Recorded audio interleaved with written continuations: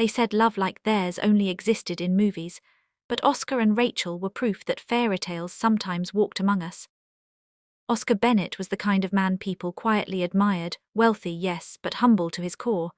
In his early 40s, he had built his own tech company from scratch in Seattle. His success was the kind that came with quiet confidence, not flashy but deeply grounded. Rachel, on the other hand, was the life of every room she entered. She was beautiful, not just in looks but in presence, the kind of woman who made you want to listen when she spoke, who made ordinary moments feel special. The two met 10 years ago at a charity fundraiser. Rachel was an event planner, working the evening shift, and Oscar was there as one of the sponsors. She remembered how he approached her, not with arrogance, not with wealth dripping from his words, but with curiosity. "You look like you run this whole event," he had said with that warm, deep tone. "Well," Rachel laughed, tucking her hair behind her ear, "someone has to make sure the rich folks behave." That night turned into coffee, coffee turned into dinner, dinner into weekends together, and within a year their hearts were intertwined in a way that made everyone around them believe in love again. Oscar adored Rachel. He didn't just provide for her, he built a world around her. Their home on the hillside overlooked Lake Washington, with wide glass windows that caught the sunrise every morning. He'd often say, "I built this house for us so that every morning when the sun rises, you'll know how much light you brought into my life." Rachel loved the attention, the security, and the way Oscar made her feel like the center of his universe. Every anniversary he'd surprise her, sometimes with jewelry, other times with handwritten notes tucked under her pillow. But what she loved most was his gentleness. Oscar never shouted, never disrespected her. When she fell sick, he cooked. When she cried, he listened. When she doubted herself, he held her and whispered, "You're my greatest blessing." Their marriage was built on laughter, travel, and shared dreams. They'd walk along the beach at Cannon Beach every summer, barefoot in the sand, planning the future. They talked about having children, starting a foundation and growing old together. Life was good. Until one morning, everything changed. It started with a slight blur. Oscar woke up struggling to focus on the alarm clock. The numbers looked fuzzy. Probably just tired, he thought. But the next week it got worse. Driving to work became harder. He bumped into doorframes, dropped his coffee, missed steps on the stairs. Rachel noticed. "Honey, are you okay?" she asked one evening, watching him squint at the TV. "Yeah, just my eyes. I'll get it checked out tomorrow." He did. And that visit changed their lives forever. The doctor's words came gently, but they landed like thunder. "Mr. Bennett, your optic nerves are deteriorating. It's a rare condition. I'm afraid your sight is failing rapidly." Rachel froze. Oscar sat in silence. His whole world, the one he built for both of them, began to fade before his eyes. Within 3 months, the man who once gazed at Rachel like she was sunlight could no longer see her face. At first, Rachel was everything a loving wife should be. She held him through his panic attacks, guided him through the dark hallways of their home, and read to him every night. Oscar tried to stay strong, even when he felt broken inside. "I'll be fine, Ratch," he'd say, forcing a smile she couldn't see. "I still have you." But blindness changes things, not just what you see but how you feel. Oscar, once independent and powerful, now depended on Rachel for everything. Simple things, dressing, eating, moving around, became exhausting for both of them. She told herself she'd stay patient, but day after day, resentment began to creep in. And slowly, the woman who once vowed to love him through anything began to drift away from the man who now lived in darkness. Still, Oscar didn't see it. He couldn't. When his condition stabilized, his doctor recommended a live-in caregiver, someone trained to handle patients like him, to help reduce Rachel's stress. Rachel agreed, more out of relief than compassion. That's how Jenifer entered their lives. A quiet, kind-hearted woman in her early 30s, Jenifer had worked as a caregiver for over a decade. She wasn't flashy or loud. She moved through the house softly, like light through curtains. She treated Oscar with genuine warmth. She described the colors of the world to him, painted pictures with her words, and reminded him that there was still beauty even in darkness. Rachel noticed that too, and she didn't like it. At first she brushed it off, but the more Jenifer stayed, the less Rachel wanted to be around. Late nights out became normal. She said it was time with friends or business dinners. Oscar believed her, he always did. But something had begun to change inside Rachel. While Oscar's world grew darker, hers grew louder, filled with temptation, parties, and attention. And one night, she crossed a line she could never uncross. That night marked the beginning of the deception that would later destroy everything they once held sacred. Oscar, still blind but hopeful, had no idea that the woman he loved most had already started to betray him. The house that once echoed with laughter would soon echo with lies. And the man who once said, "I can't see but I still have her," would soon realize he had lost her long before his eyes ever closed. The days turned into weeks, and the weeks slowly melted into months. Oscar had adjusted to his new reality, or at least he tried to. His blindness had forced him to rediscover life in ways most people would never understand. The sounds, the scents, the textures, he learned to live through what he could still feel. But what he couldn't feel was Rachel slipping away. At first she was patient, reading to him every evening, taking walks with him in the garden, talking about hope and upcoming treatments. But that tenderness began to fade, like the final note of a love song.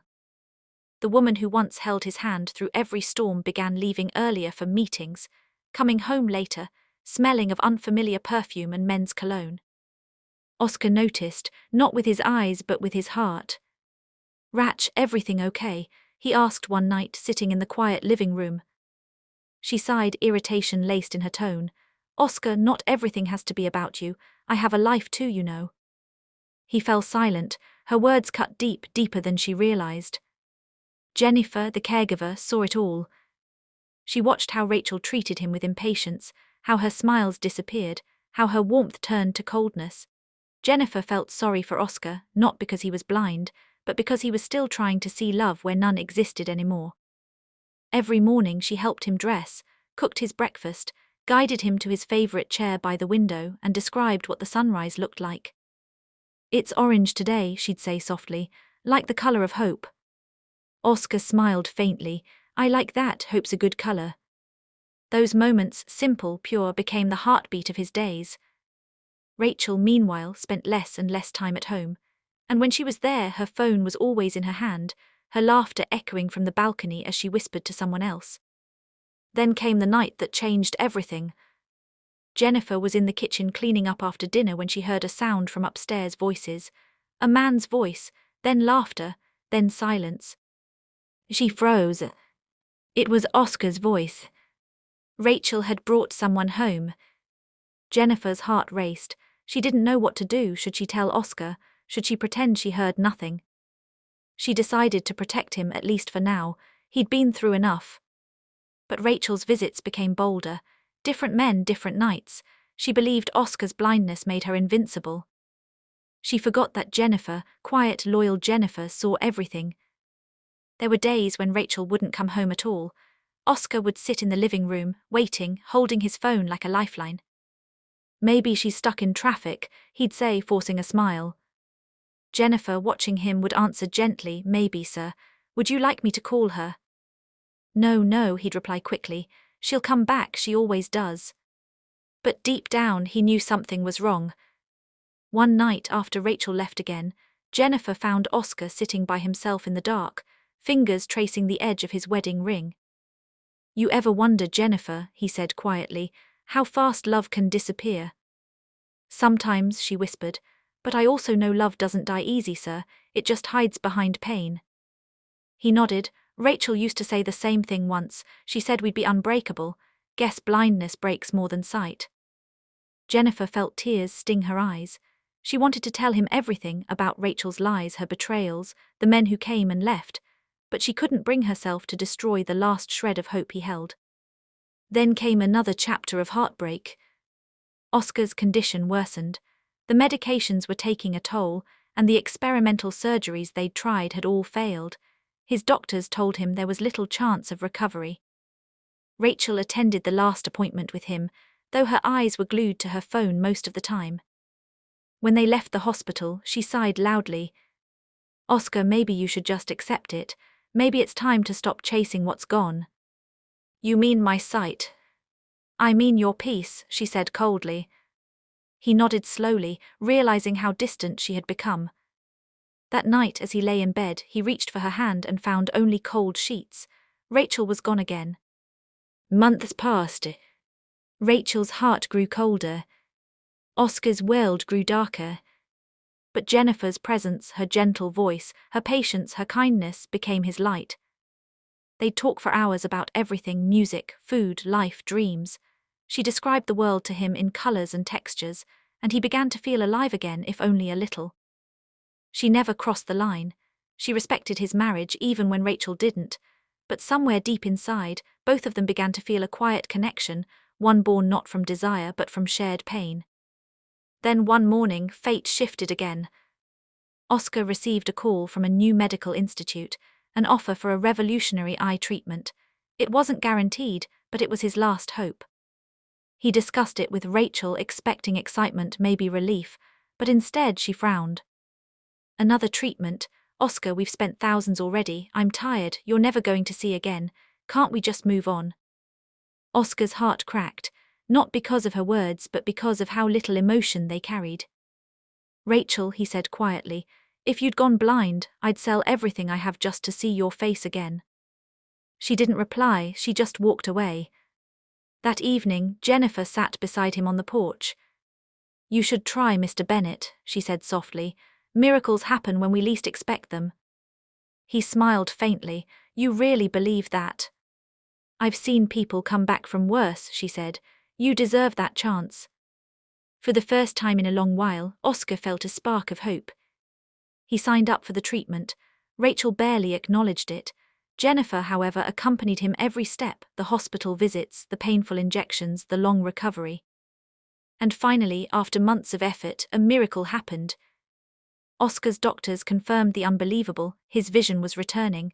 Slowly, blurry shapes began to form, light became color, darkness began to fade.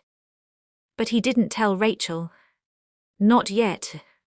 He wanted to surprise her, to walk up to her one day, look her in the eye, and tell her the miracle she had given up on had finally happened. He planned a quiet dinner at home. He told Jenifer, who smiled tearfully, she'll be so happy. But Jenifer had doubts, not about his eyes but about his heart. Because she knew what he was about to see might destroy him forever. 2 nights before the planned surprise, Jenifer made a decision that would change everything.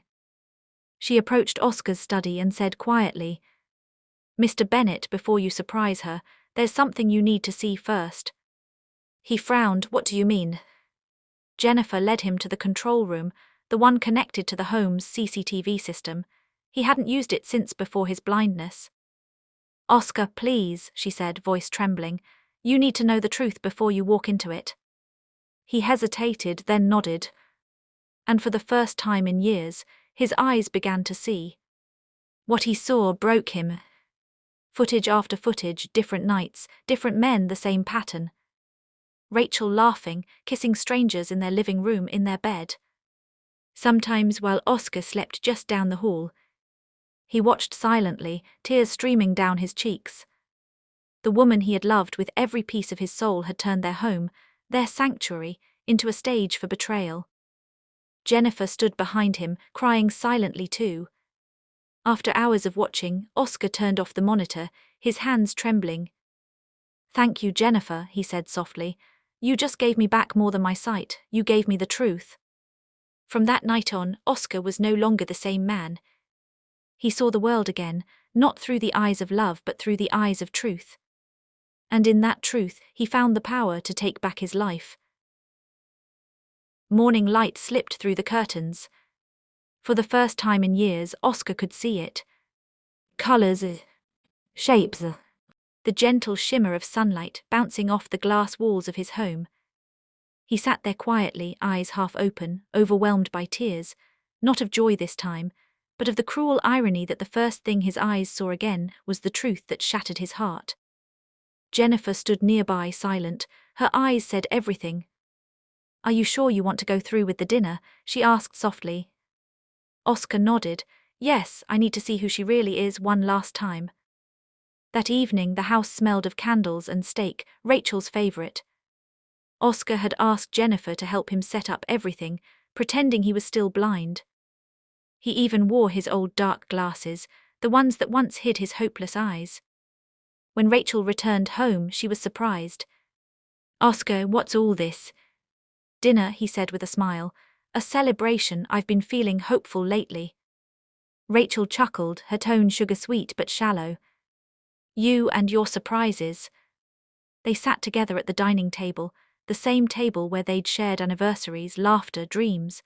But this time, Oscar saw the coldness in her eyes, the distance, the irritation whenever he spoke. She checked her phone repeatedly, hiding it under the table. He pretended not to notice. "You know, Rachel," Oscar began gently, "I've been thinking a lot about us, about love, about how it changes when life gets hard." She sighed. "Oscar, please don't start again." "No," he said softly. "I just want to say I've been blind in more ways than one." She froze slightly, not catching the double meaning. "You mean emotionally?" she said, raising a brow. "Maybe," he said with a faint smile, "but lately I've been seeing things differently." She shrugged, uninterested, swirling her wine glass. "Good for you, I'm glad you're adjusting." His voice softened again. "You remember when you promised you'd never leave me, that you'd be my eyes if mine failed?" "Oscar," she sighed, rolling her eyes, "we said a lot of things when we were younger. Life changes." "You're right," he said, removing his glasses slowly. "Life does change, and so do people." Rachel's face froze, her glass stopped midair. For the first time in years, Oscar's eyes met hers fully, clearly, and with a piercing calm that sent a chill through her. She gasped, "Oscar, your eyes, you can see." "I can," he said softly. "I got my sight back 2 weeks ago." Silence filled the room. "Why didn't you tell me?" she stammered. "Because I wanted to see for myself what I'd been blind to." He reached for the remote on the table and pressed play. The large TV on the wall flickered to life, showing footage from their home cameras. Her laughter filled the rooms, her other laughter. Her voice with other men, her lies. Rachel's face turned white. "Oscar, I can explain." "Don't," he said, cutting her off quietly. "I've heard enough explanations on those tapes." He stood up slowly, looking at her as if seeing a stranger. "You know what hurts the most, Rachel? It's not that you cheated. It's that you made me believe I was the burden in this marriage, that my blindness was the problem. But it wasn't my eyes that failed, it was your heart." She stepped forward, panicked. "Oscar, please, I made mistakes, okay? I was lonely, you pushed me away." "Lonely," he repeated softly. "You weren't lonely, you were bored." Her voice cracked. "Oscar, I still love you." "No," he whispered, shaking his head. "You loved what I gave you, the money, the comfort, the man who couldn't see your lies." Tears streamed down Rachel's face, but Oscar didn't flinch. "You always said love was seeing someone, even when the world couldn't. Funny, isn't it? I had to lose my sight to finally see you." Rachel broke down completely, falling to her knees, begging. But Oscar simply turned to Jenifer, who had been standing quietly near the doorway. "Jenifer," he said softly, "thank you for everything you've done for me." Rachel turned, eyes wide. What does she have to do with this? Oscar looked at Rachel one last time. "Everything. She was the only one who stayed when you walked away." He walked past Rachel, his footsteps steady, his heart heavy but free. Months passed. Rachel left the house, humiliated, divorced, and lost.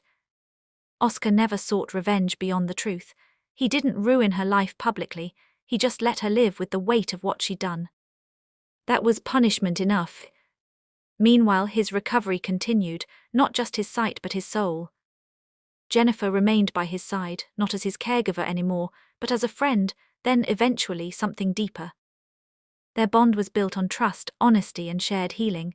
She never replaced Rachel, she restored what Rachel had destroyed. A year later, Oscar stood once again on the porch overlooking the lake. The same place where he once sat in darkness, hearing the world but not seeing it. Now the sunset painted the sky in gold and rose, colors Jenifer had once described to him. He turned to her, smiling. "You were right," he said softly, "hope is orange." She smiled, tears glimmering in her eyes. "And love," she whispered. He took her hand gently. Love is what stays when the lights go out.